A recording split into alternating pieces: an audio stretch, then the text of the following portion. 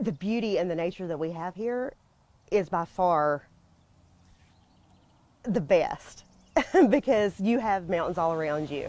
You have any trail that you can think of, any waterfall literally right here in your backyard. You have the whitewater rafting. You have literally trails amongst trails amongst trails.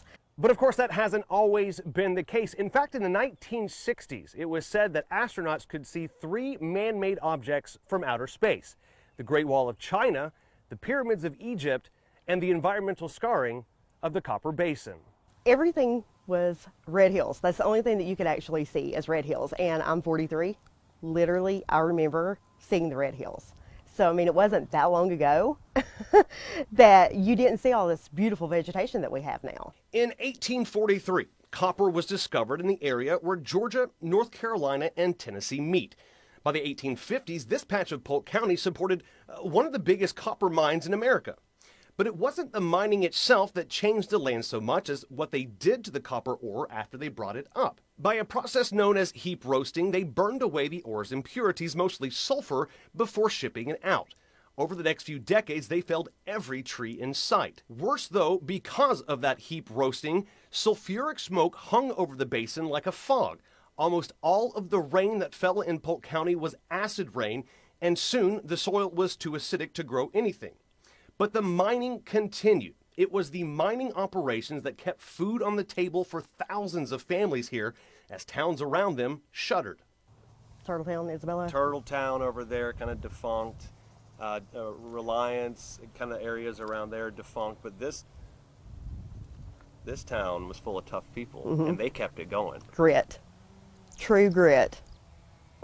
Absolutely true grit. That is my biggest thing that I've noticed over the years is all of the miners still to this day, you can walk down the street and you can pick them out. You still know those true grit hometown boys. You know who they are. Decades of reforestation took place on the denuded 40 square mile area, and today you can see those efforts.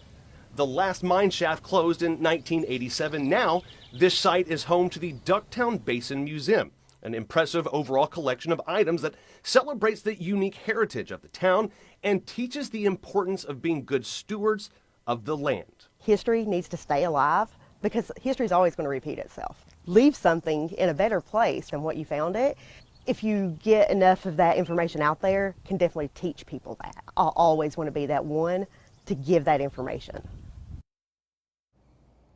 It's a super cool place to check out, Lori. So many people just enjoy simply driving up Highway 64 to enjoy the beauty there. But now you can make this kind of a destination at the end of that, the turnaround of that drive and really spend a couple of hours. Let me tell you, Lori, for an example, how polluted the soil was. They tried to plant kudzu, and even kudzu wouldn't grow out there. That's saying a lot.